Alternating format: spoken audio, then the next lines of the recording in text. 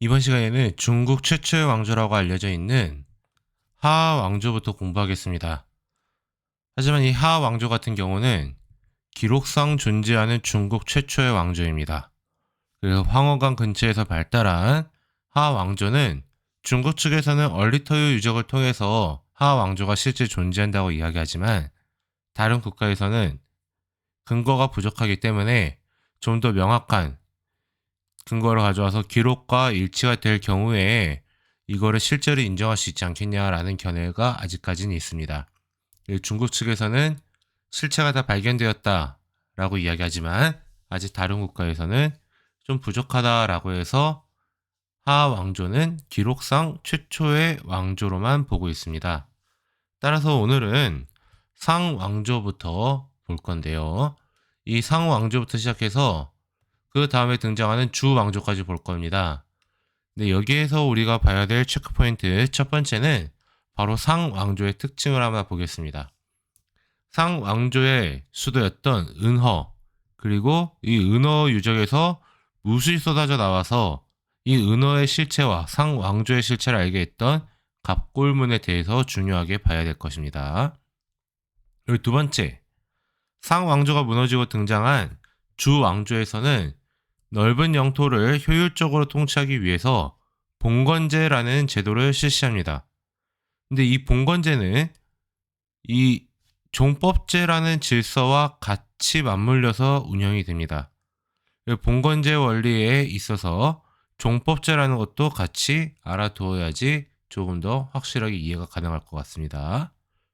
세 번째, 그 주나라에서는 천명사상, 즉 하늘로부터 명을 받았다라는 사상이 등장합니다. 즉 왕은 하늘로부터 명령을 받은 사람들만이 될 수 있다라는 것인데요. 마찬가지 이 내용도 바로 살펴보도록 하겠습니다. 그러면 이제 본격적으로 하 왕조를 지나 상 왕조에 대해서 보겠습니다. 상 왕조의 수도 또한 황허 근처에 있었던 이 은허 유적입니다. 이 은허 유적은요, 약 100여 년 전에 발견이 됩니다. 근데 이 지역에서 여러 가지 출토된 유물 그리고 기록 등을 토대로 봤을 때 이 왕조는 신권 정치의 형태를 가졌다라고 볼 수 있습니다. 비슷한 사례로 메소포타미아 문명, 이집트 문명 또한 신권 정치 형태를 가졌던 것으로 볼 수가 있습니다.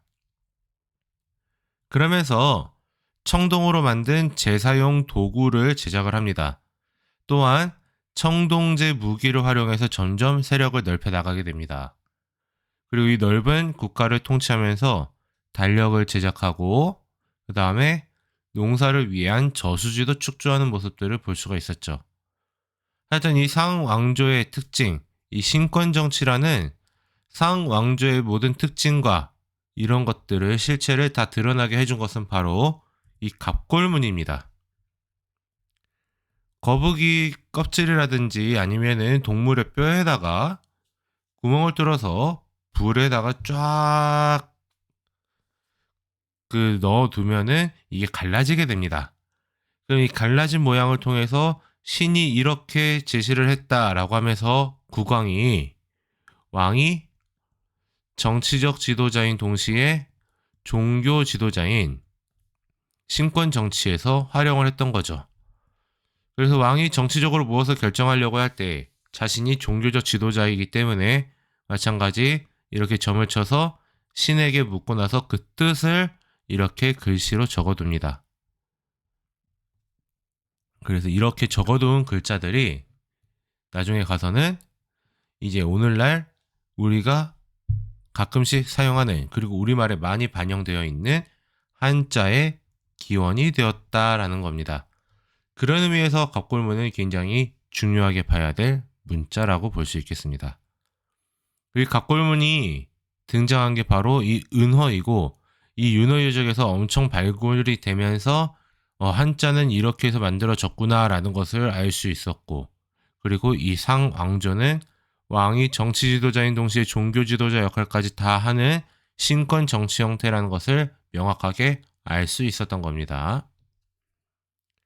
그리고 더 나아가서 이 상 왕조는 오늘날에는 봤을 땐 안 좋은 풍습인 순장이라는 풍습도 갖고 있었습니다. 그래서 이 순장이라는 풍습도 있었다라는 거 우리가 받을 필요 있습니다. 순장은 지도자가 죽었을 때 이 지도자를 따르던 사람들을 같이 매장하는 풍습이 순장입니다. 살아있는 사람을 그대로 매장했기 때문에 안 좋은 풍습이었던 거죠. 하지만 점점 시간이 지나면 지날수록 이 순장이라는 풍습은 없어지게 됩니다.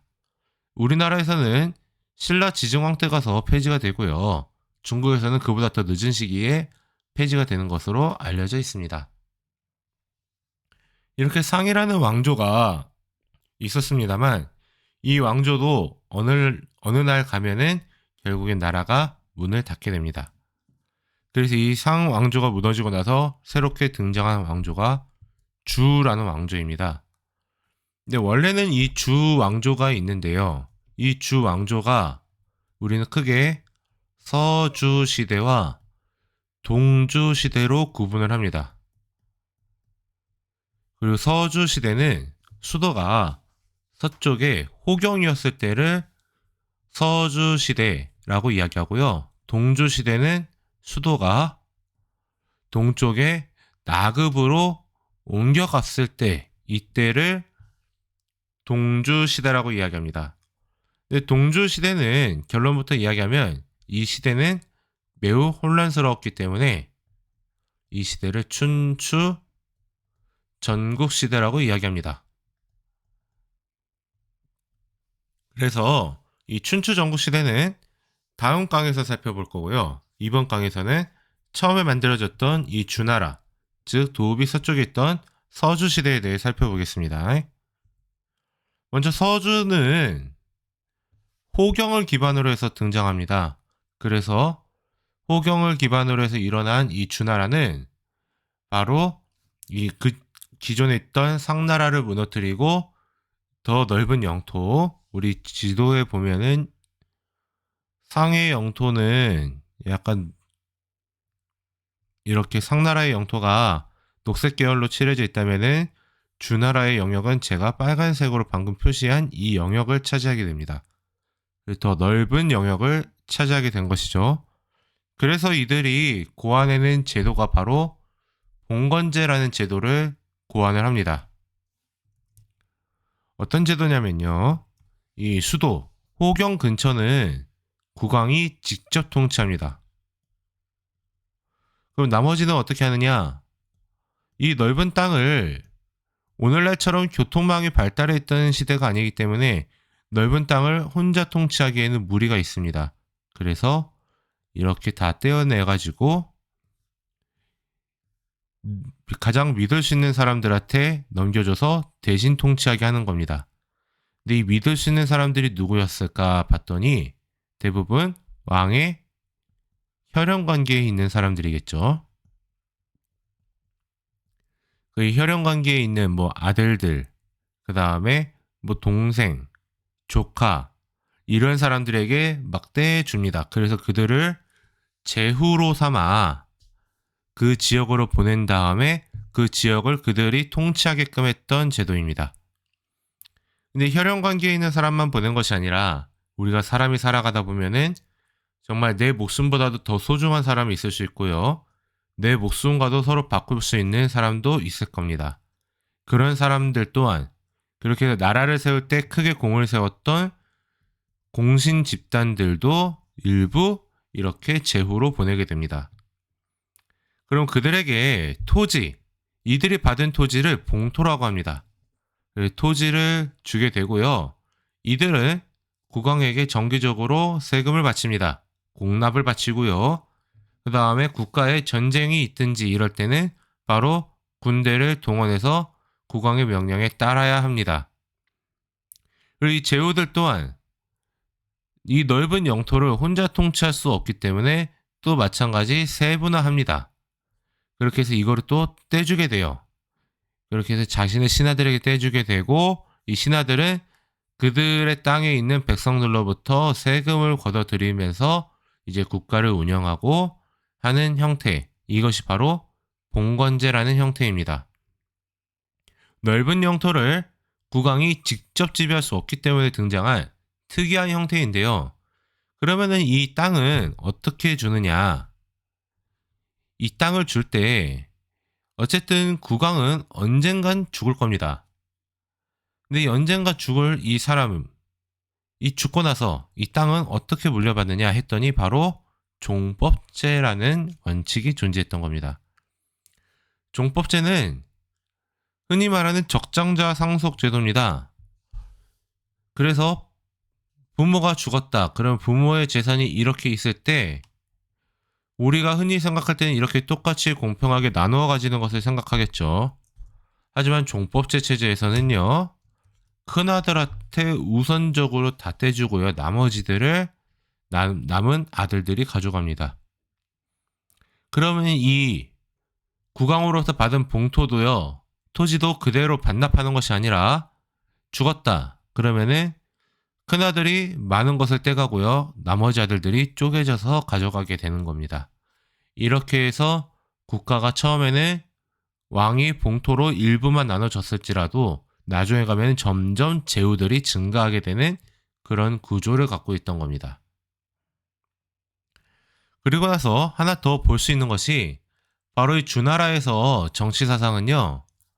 그 이후 세대까지도 많은 영향을 줍니다. 그 많은 영향을 줬던 사상들 한번 보면은요. 바로 천명, 하늘로부터 명을 받아야 된다라는 겁니다. 이 주나라 왕은 하늘로부터 그 대신 위임을 받은 사람이라는 인식을 했던 겁니다. 그래서 이 통치자인 주왕은 하늘로부터 위임을 받은 사람이고 그렇기 때문에 이 천명, 하늘로부터 명을 받은 자만이 왕이 될 수 있다라는 것이 이 천명 사상의 가장 핵심입니다. 그리고 또한 주나라 왕은 덕으로서 통치해야 된다라고 이야기합니다. 그것이 바로 덕치주의인 거죠. 그래서 이 봉건제와 천명사상은 매우 중요합니다. 그래서 봉건제 매우 중요하게 생각을 하셔야 되고요. 주나라의 정치사상이었던 이 천명사상도 그에 못지않게 생각을 하셔야 됩니다. 그 이유는요. 주나라 왕은 천명, 하늘로부터 명을 받은 사람입니다. 그렇기 때문에 이 주왕의 권위에 도전할 수 없어요. 하늘로부터 명을 받은 사람의 권위에 도전할 수 없다라는 그런 인식이 생긴 겁니다. 하지만 왕이 통치를 잘 못하고 있을 때, 그럴 때는 반드시 반란이 일어납니다. 그때 내세우는 것. 저 왕에게는 천명이 이미 상실되었다. 그러니 이제 내가 천명을 받았다. 라고 하면서 반란이 일어납니다. 그들이 성공하면은 천명은 정말 그들에게 넘어간 것입니다. 근데 그렇지 않다라고 한다면은 천명은 여전히 주왕에게 있는 것이다. 라는 이론이 성립이 되죠. 근데 이것이 주나라에서만 있었던 게 아니라 그 이후에 진나라, 한나라 이후 중국의 역대 왕조들에게 계속 적용되는 논리가 바로 이 천명 사상입니다. 그리고 국왕이 덕으로 통치해야 된다는 덕치주의 또한 국왕이 가져야 할 가장 기본적인 덕목 중 하나로 알려져 있습니다. 힘과 권력과 이런 것들로 억압하고 누르는 것이 아니라 덕으로서 백성들을 포용해야 된다라는 논리입니다. 그러면은 이 위에 나와 있는 이 세 발 달린 둥근 청동솥은 뭐냐? 이 천명을 받은 주왕의 권위를 상징하는 상징물입니다. 이것을 정이라고 하고요. 이 정이 크면 클수록 왕의 권위가 더 컸다라는 것을 이야기하고 있는 것이죠. 이렇게 해서 서주는 잘 나가나 싶었습니다. 주나라는 이 틀이 잘 유지가 되나 싶었는데요. 문제가 생깁니다. 어떤 문제가 생기는지 지금부터 살펴보죠.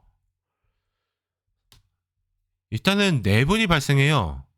그래서 이 내분을 수습하기 위해서 이 상대 측에서 내분이 일어났을 때 A라는 측과 B라는 측이 있겠죠. 이 B라는 측에서 유목민족이었던 견융족에게 SOS를 칩니다. 근데 이들은 이 B를 도우러 온 것이 아니라 아예 주나라를 먹으러 왔어요. 그래서 주왕은 수도 호경을 버리고 동쪽의 나급으로 도망을 가게 됩니다. 근데 이렇게 주나라에서 내분이 일어나서 서로 다투다가 유목민족의 SOS 쳤는데 이 얘네들에 의해서 나라가 아예 없어질 뻔했던 위기를 겪고 나니까 주나라 왕실의 권위는 약화가 되고요. 그동안 왕으로부터 토지를 분봉받아 봉토로서 갖고 있었던 우리 제후들은 이제 왕의 권위는 땅에 떨어졌네? 내 세력을 키우면 되겠다 라는 생각을 하면서 다양한 세력들이 등장하게 됩니다. 그래서 이렇게 들어오는 시대가 바로 춘추 시대라는 겁니다. 다음 시간에는 바로 춘추 시대와 그 다음에 있던 전국 시대에 대해서 한번 살펴보도록 하겠습니다.